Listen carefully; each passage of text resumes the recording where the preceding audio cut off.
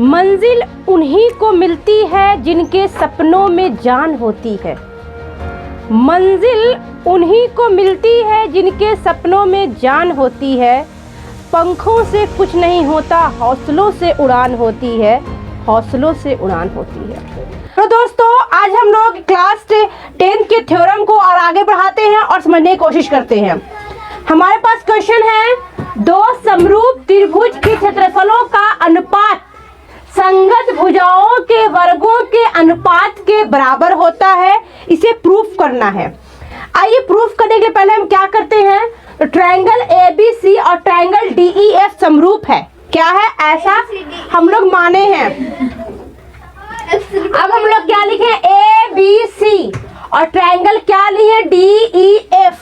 ABC और DEF लिए, यहाँ पे अर्थात लिखेंगे कि कोण A बराबर क्या है, कोण D है। क्या है, कोण D है। कोण A बराबर कोण D है और कोण B बराबर क्या है, कोण E है और कोण C बराबर क्या है, कोण F है।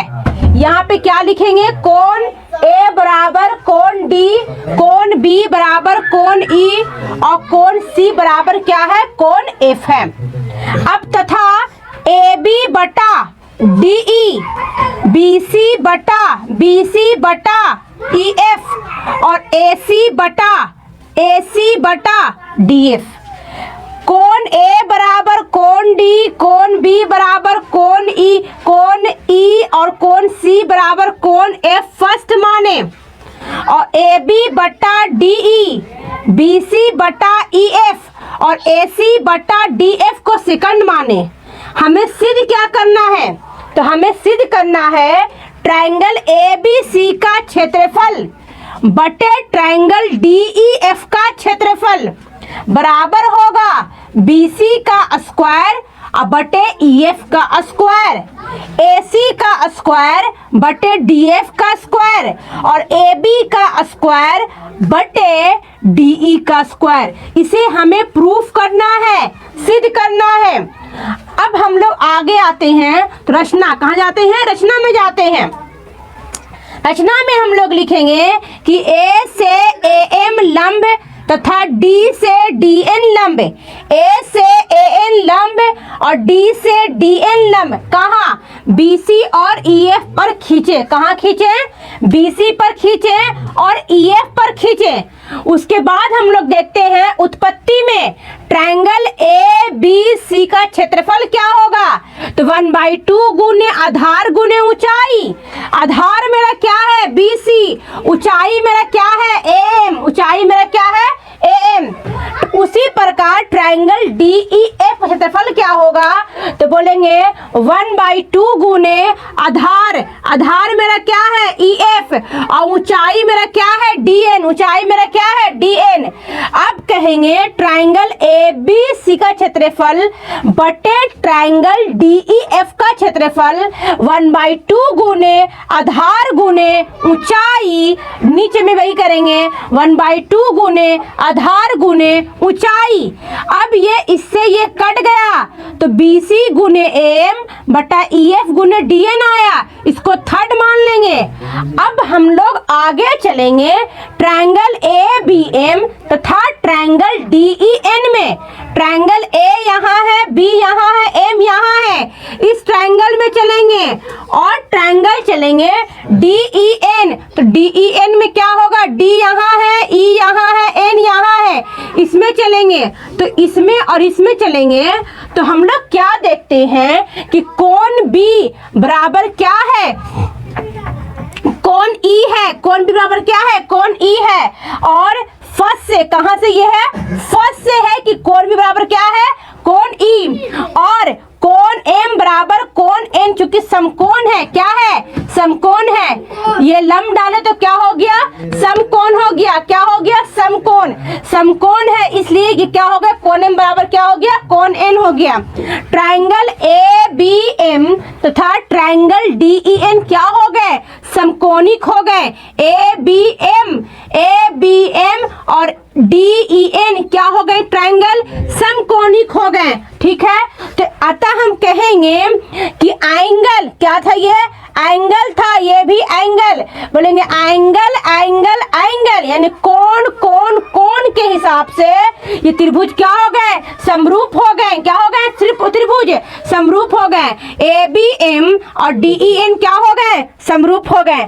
अतएव इनकी संगत भुजाएं क्या होगी, समानुपाती होगी, समान अनुपात की होगी।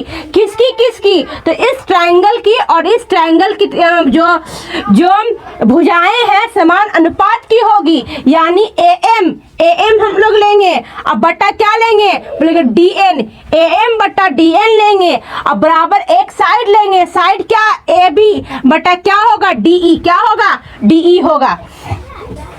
ये मेरा निकल गया। अब आते हैं किंतु सेकंड से।